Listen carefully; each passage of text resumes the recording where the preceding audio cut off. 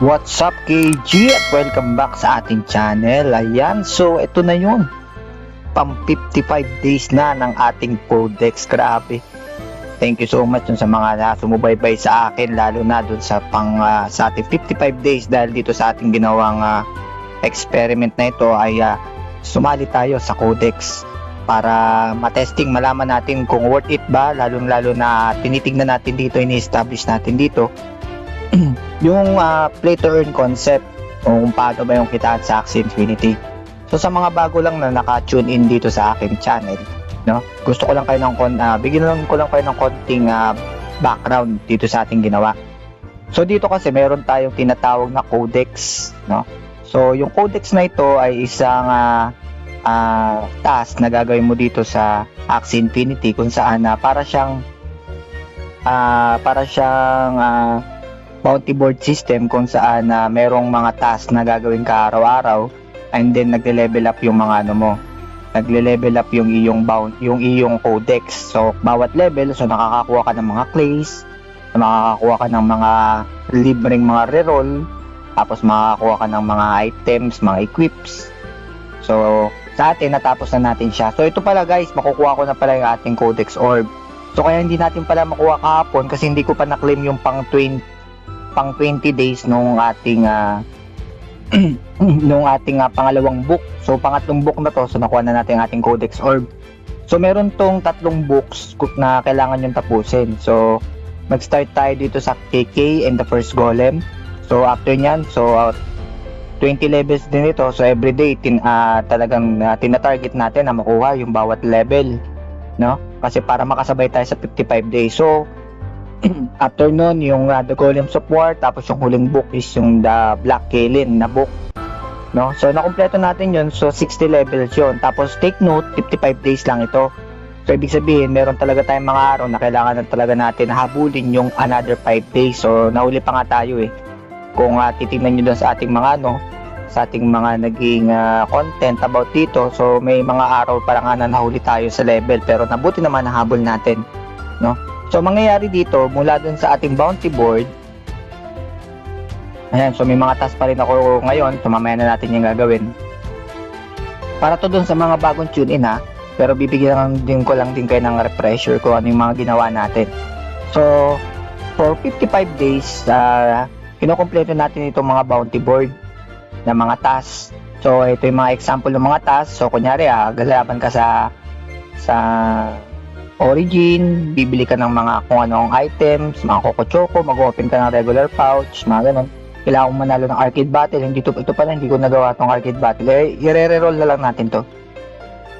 So tsaka tong win 1 arena, hindi ko pala to nagawa ngayon. So i-re-roll na lang ulit natin yan. Hindi na bali na hindi natin makuha yung dahil tapos na rin naman natin So kung ilang weeks to, parang mabutata ng ilang weeks din, no? So lagi tayo nagpapa-level, so hanggang sa matapos natin yung codex. So may dalawa yan, yung BP, which is yung kung mapapansin nyo, yung BP is 282, yung 180 naman is yung parang itong may emblem. So yung emblem na yan, yun yung para sa codex na experience. Yung 282 naman para sa bounty points. So sa bounty points, ang pinag-uusapan sa bounty points ay ito, yung weekly na rewards. So nahahati yan dito. So kung mataas ang iyong points, so mas mataas ang iyong magiging share doon sa premier pool mo. Yung mga master quest naman na pool, yun yung mga kulay violet na mga quest, which is merong BXS na kaganda reward. So hindi tayo nabigyan nun sa buong 55 days kasi hindi naman tayo masyadong nag-roll, no? Tinitipid ko rin kasi ang aking mga slips. Tapos syempre ito yung una. So yung bounty points para yan dito sa premier pool. Tapos yung sumunod naman, yung para naman sa codex na experience, so ito yun, yung mga 30, 50, so para naman yun dito, no? So paano ko naging advantage na sumabay ako dito tapos sumali rin ako sa bounty board? So hitting 2 birds in 1 stone na yun kasi una, dahil alam ko naman na tatagal pa rin ako dito sa Axie, no? So tinapos ko na to dahil may mga task kasi sa bounty board ng mga buy and axi. So gusto ko rin naman mag-speculate ng mga axi. Although mga floor axi mga binibili natin, pero ewan natin, syempre, tingin ko mas magiging kapaki-pakinabang itong mga axi natin in the future. Pero speculation ko lang naman yun, so hindi ko naman sinasabi na ganun na mangyayari. No?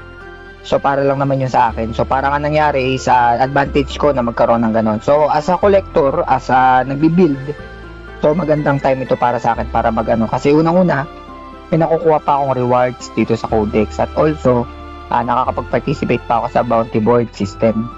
Dun sa Premier Pool. So may share din ako doon na nakukuha. So sa lahat-lahat, so may ang nakuha natin na mga rewards doon ay umabot sa 46 BXS. So, hindi pa kasama itong week na Premier Pool. So, sa Wednesday ko pa yung makukuha. So, tingin ko aabot naman tayo ng 50. So, yun naman ang target ko, maka 50 ako na BXS. Kasi, ang plano ko naman doon is i-stake ko lang naman yun yung BXS na yun. Kasi, nag-ano pa rin ako na magagamit ko rin naman yung BXS in the future. Kaya okay lang sa akin. So, ito, willing kasi ako mag-invest. Willing akong gumastos, mag-build para dito sa aking Axie Infinity na account, no? So dito nagkaroon din tayo ng mga opportunity bumili ng collectible Axie na may certain rewards ka matatanggap, may matatapos ka. Tapos nakakuha din tayo ng iba't ibang accessories, although isang paniki lang yung nakuha natin dahil sa mga reroll. So ito yon. Punta tayo din kay Black Killin. Yan, no? So ito yung mga rewards na yon. Pero nakakuha naman tayo ng isa na mystic na accessory, kaya okay na yon. Yung mata, dami nating mata, grabe, 8 ata yun. Tapos yung pakpakata, 2 ata nakuha natin. No? So advantage lang yun sa akin, sa kagaya ko na nagbi-build ng Axie portfolio. Pero pagdating sa pagbubodega ng AXS, SL, Pioron, malayo pa ako doon. So hindi pa ako para magbodega talaga ng mga ganun tokens, kasi sabi ko nga sa inyo, ang priority ko pa rin ngayon is Bitcoin talaga, no? Pero siguro titingnan natin kung saan tayo pwedeng dalhin itong ating portfolio, kasi ang importante sa akin, ito rin kasi yung season na bumili rin ako ng land, kasi nag-i-speculate din ako tungkol dun sa terrarium. So nakita naman natin may mga konting updates yung in-update natin kahapon about dun sa terrarium, o nung isang nung day 53 ng Codex, no? So may mga updates na about terrarium, tapos magkakaroon din ng panibagong playtest para saan, although hindi ko pa rin naman magagamit yung mga Axie ko. So ito no. So naging Axie ko ngayon is 154. So parang ang nadagdag sa mga collection ko is nasa 40 plus. No? Kasi na alam ko ang Axie ko is nasa 120 ata. 120, basta wala pang 120. Para tingin ko 40 yung nadagdag. Hindi pa kasama yung mga nirelease natin. So nagkaroon tayo ng iba't ibang mga collection. Dumami lalo yung ating population ng ating Axie. Na which is mga floor price lang naman ito. So nakita nyo naman doon sa mga, kung re-review nyo yung mga nagiging gastos natin, minsan halos wala tayong magastos, pero minsan ang laki na nagagastos natin sa bibuild nitong ating portfolio sa ating team dito sa ating Axie Infinity. So yun lang, no? Nag-participate din tayo sa Origin, pero isang beses lang tayo nakapasok sa leaderboard, which is yung nasa Epic era lang, no? Pero may 3 BXS din ako doon na parang reward. So iniipon ko lang din yung mga BXS na yan at ini-stake ko, no? Sa staking kasi doon parang tumutubo yung iyong BXS doon at nagiging AXS na siya. So kung i-withdraw mo naman to, choice mo na yon kung gusto mo, no? Kung meron kang kung gusto mo na withdrawin, pero sa akin kasi 70% ang lang ang makukuha ko diyan. So para sa akin mas better na lang na i-stake. Ang naging advantage ko pa dito is bukod dun sa binibuild ko yung aking portfolio, binibuild ko yung aking Axie na account, is yung BXS na nakukuha ko doon from leaderboard, from dito sa Codex, at yun sa natin is nire-reinvest ko ulit yun. So ibig sabihin talagang allotted talaga yung pera na yun for dito sa Axie Infinity, no? Tapos isa pa, yung mga pinagbibili ko, sabihin na natin na ang mabilis sa compute ko lang is para nasa 6,000 plus ang nagastos ko. Ngayon, kung susumahin mo, kung 50 ang aking target at ang presyo ngayon ng BXS is 70, so nasa 3,500, no? So parang discounted ako na 50%. Nakapagbodega na ako, dumami pa yung mga Axie ko, nakakuha pa ako ng mga accessories, nakapag-participate pa ako. So para sa akin, kung ikaw ay builder, at nagbi-build ka ngayon ng portfolio mo tapos collector ka, no? So magandang ano to, magandang pagkakataon to para mag-build nung ano. Pero hindi ngayon kasi tapos na yung codex eh. Ito nga nakalipas na codex. So nagkaroon ako ng opportunity na parang maka-discount. Tapos yung kalahati may bodega ko, yung iba naman is pinambili ko. Tapos meron pa akong mga accessories na nakuha na which is mapapakinabangan ko rin in the future. So hindi natin alam kung ano magiging utility ng mga accessory na to, pero nag-speculate lang din tayo kaya tayo nagpa-participate. Kagaya nitong Black Hillen Idol at saka yung paniki natin nasa na yan. Yung bat. So meron tayong mga mystic na mga accessory. Hindi ko alam kung magkano to ngayon sa market. Yung Batwing natin pala 4 to, grabe. Yung ating Bat Eye naman is 7. Check nga natin yung mga presyo nito. So ito naman, kung kayo naman hinahabol nyo naman yung kita, so tingnan natin, mabilis na ako pagko-compute lang. Punta tayo sa marketplace. So kung ang 50 ang aking BXS, so sabihin natin nasa 3.5. So tingnan natin kung aabot. So punta muna tayo sa consumable. Hindi pala sa consumable, sa ano pala yon, sa accessories. So sa accessories, so magkano yung naging gastos sa bat? So $4 ang isa. So sabihin na natin sa $5 ang isa. So 60 ang palitan, so nasa 300. So kung nasa 3.8 ka na nun. Then meron kang itong Black Hillen Idol, mura lang, $1, halos magto $2 lang. So parang 100 pesos lang siguro yan. Nasa 3.9. Ito 0.2 lang, grabe naman, 4. So parang nasa halos $1 na lang, round up na lang natin, no? So maliit din, hindi naman siya ganun kalaki talaga ang pwede mo kita. Dito ang bat ay halos $0.08, so sobrang liit, no? So mas maganda ba binili ko na lang, no, para makuha ko lang yung mga accessory? Kung susumahin mo, oo, pwede na gano'n, no? Pero kasi ang isa pang naging advantage ko dito ay yung dahil sa pagpa-participate ko, ito yung materials, no? Ito yung Codex Orb. Ngayon, bagsak pa ang presyo niya, umabot ng $30 yan to no? Kasi wala na ulit siyang gamit, kasi pag bumili ka nito, wala ka na gagamitan. So may dalawa na tayong orb, Season 0 tsaka Season 1. So tingin ko, in the future, pwede ko naman siya ibenta kung tingin ko okay yung presyo, no? So ibebenta ko na lang yung aking Codex para makabili ng iba pang mga item na kailangan ko. Pero still, sa ngayon talaga bagsak yung presyo niya. Kung naghahabol ka lang, hinahabol mo lang yung Codex, so pwede mong bilhin na lang ito, $6. Yung unang season yan, $17 na siya, yung Codex Orb, no? So meron naman tayo niyan na parehas kaya okay na sa akin na may mga naging ako dito, may mga napakinabangan ako dun sa pagsali ko dun sa And also, yun nga, once na natapos mo yun, alam ko may points yun Meron ka, magkakaroon ka ng parang achievement, no? So, kailangan din yun once na para magpataas ng iyong rank dito, no? Ewan ko kung aabot pa ako dun sa 85%, no? Na Atias, ano ba yun? Nakalimutan ko ng tawag no? Pero kung nagbibuild ka ng iyong Axie portfolio, sinabayan ko lang yung Codex, no? So, babay lang ako sa Codex kasi double purpose sa akin. So, syempre tayo, nagre-reroll tayo palagi para makakuha ng buy any Axie, ganun. Kasi nag-iipon din tayo ng Axie. So, yung Axie natin ngayon is nasa 150 plus na. So, ang susunod na participation ko dito ay sinusunod na ulit na Codex, no? So, magpapahinga muna tayo. Yun ay yung plano ko ngayon na sumunod, no? So, syempre, mag-iipon-ipon ulit tayo ng pondo para dito, para sa susunod na Codex is meron ulit tayong pambala dito sa natin na to. So, tingnan muna natin itong ating mga task ngayon. So, magre-roll lang tayo ng iba. Kasi hindi ko nalaro to yung arcade battle na to. So, i-roll na lang natin. Yung madali lang, yun, buy one premium Coco Choco. Alam ko may buy one premium Coco Choco. Sige, pili na nga lang din tayo ng premium Coco Choco. Tapos itong Win 1 Arena na to, hindi ko rin siya nalaro kanina. Ayan. Buy any bulb Axie na naman. So, sige, bili na rin natin. Tatapusin lang natin to. So, 2 days na lang naman. Yung pang 6th day at 7th day. So, ganun pa rin. Normal pa rin natin gagawin. tatapusin lang natin to. Then pagdating ng Monday, so wala na, hindi na muna tayo magpa-participate. Pero may good news din ako sa mga magpapatuloy nito mamaya. Pagkatapos na ito, meron pinost yung Axie Infinity about dito. So yan, win na buy 3 Coco Choco. Pili ko lang aking listahan. Soro na ating pambibili. Kasi ubos na ang ating USDC. Actually, yung unang codex, wala ako na masyadong nagastos dun. Kasi tinapos ko lang talaga yung mga tasks. No? So, 0.04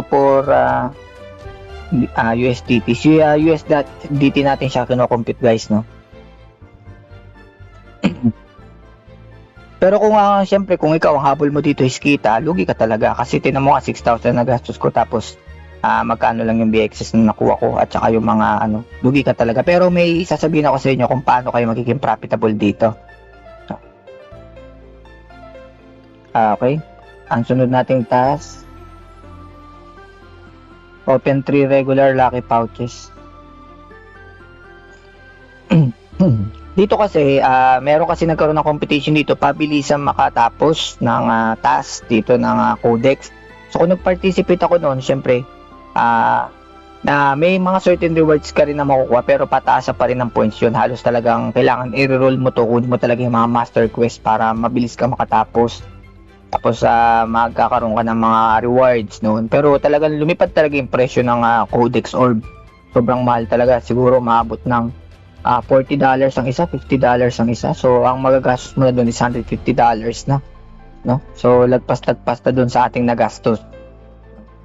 Kung naghahabol ka ng mga ganong leaderboard na pansa na natapos mo, mamaya meron ulit silang banibagong pakulo doon. Tapos sila na natin to. So feed 1 regular Coco Choco sa sarili nating Axie. Wala kay Princess na lang.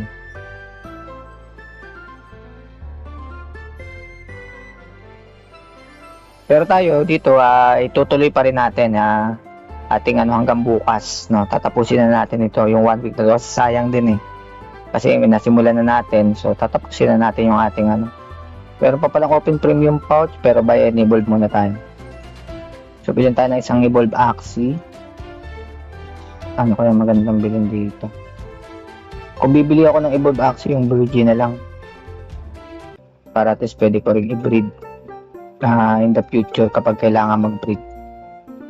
So $1.15 yung ating magagastos.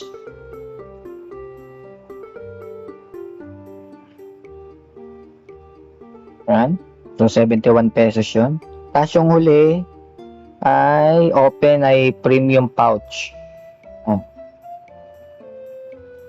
Ito, tingnan natin to kasi mali mo makakuha tayo ng rare Axie dito. Collectible Axie. Paldo na yun pag ganun. Sulit na talaga yung nagastos mo pag ganun. So, para sa mga naghahanap ng pagkakakita sa Axie Infinity, so hindi na siya ganun. No? Hindi na siya yung magpa-farm ng SLP, tapos pagkatapos mo mag-farm ng SLP ay ibebenta mo na, tapos profit na. So, hindi na siya ganun. So, umiikot na yung laro ng Axie Infinity sa leaderboard, sa bounty board system, no, sa mga kagaya nitong mga codex, no, doon na siya umiikot. So hindi na siya yung kagaya ng dati na madali lang talagang magpa-farm ka lang na magpa-farm ng SLP. So meron na talagang mga tasks na kailangan gawin. Ngayon, dahil yung kanilang style ngayon is parang nasa pagbibuild, so sinasabihan lang natin kung paano. Although syempre, kung nag-expect ka talaga kaya ka nga papasok sa Axie Infinity para kumita, talagang malayo tayo sa katotohanan doon pagdating sa ganon. No? Pwede kayong kumita kung magiging talagang kayo, kung magiging competitive talaga kayo pagdating doon sa game, leaderboard, sa ganyan, basta nakapasok kayo sa leaderboard laki na naman pwede nyo kitain doon sa mga ganun pwede yun.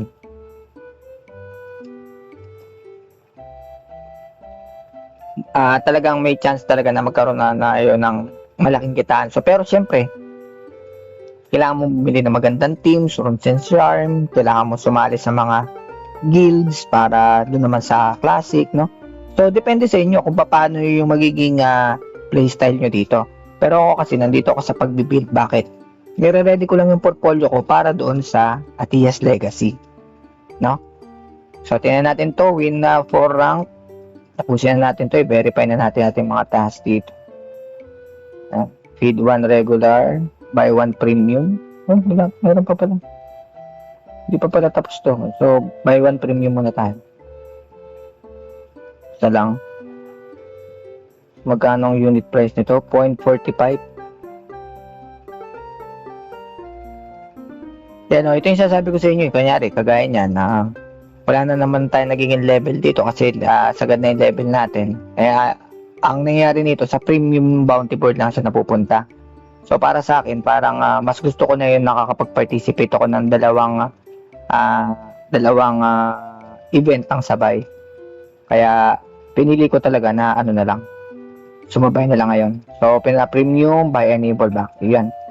So tingnan natin, refresh natin. Kung pang ilan na tayo sa leaderboard.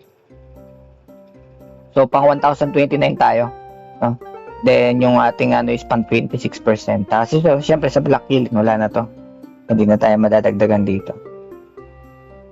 Ayun. So ito naman is gagawin pa natin to ng another content about dun kapag nakompleto ko na lahat, na-receive ko na lahat ng lahat ng rewards ko. Ang plano ko dito is pagkatapos pa ng origin. So magkakaroon ako ng parang ultimate breakdown ng lahat ng nangyari, mga nagastos ko talaga kung magkano at kung magkano yung mga naging reward ko at yung pwede ko maging strategy in the future pagdating sa ganitong paraan o style ng bounty board system at codex ng Axie Infinity. No? So thank you so much lalo na sa mga sumubaybay sa akin, lalo na dito sa ating 55 days ng ating codex. Grabe, sobrang tagal. No? Sa totoo lang nung naglalaro ako ng season 1, season 0, okay lang, parang chill lang, pero pag kino-content mo pala parang mas mahirap, no? Dahil kailangan talaga is analytical ka pagdating sa mo. Yung pagko-compute ko pa lang kung paano ko matatapos yung mga tasks is talagang madugo na, no? Pagdating dito, no? Pero syempre kung competitive ka at syempre kung may pera ka talaga, i-roll mo lahat yan, tapos talaga agad yan. Pero syempre ako yung nagbibigay ng example as average na player, average na investor, isa lang na tumatangkilik pa rin sa Axie, no? Isang tao lang tumatangkilik pa rin sa Axie, no? So normal na lang yun, hindi whales, hindi basihan na hindi ako kasama doon sa mga whales na talagang talagang kung ano yung mukha ng isang player lang ng Axie Infinity, no? Sa mga nag-speculate ng tungkol sa Axie Infinity. So yun lang, thank you so much sa inyong lahat, sa ating mga supporters at subscribers. Thank you sa inyo. Like and share lang ating mga video at siyempre comment down below kung ano yung nyo, mga thoughts nyo about dito sa ating mga content, no? Abangan nyo yung aking gagawing content dito about sa naging experience ko dito sa Codex. At syempre, sa susunod ulit, thank you so much sa inyo. Hanggang sa muli natin pagkikita sa arena. Ay teka, bago ko pala tapusin, ang mangyayari pala nito is pagdating ng alas 7, lalo pagdating ng bukas is more on news naman tayo. Doon naman tayo magkukwentuhan sa mga nangyayari naman sa market, no? Kaya ayun ang papalitan natin yung codex ng ating mga news. So meron tayong i-update ko kayo sa mga pwedeng nangyayari dito sa ating crypto at saka NFT space. Ayun, so yun lang. So magkita-kita lang tayo sa arena. Game on!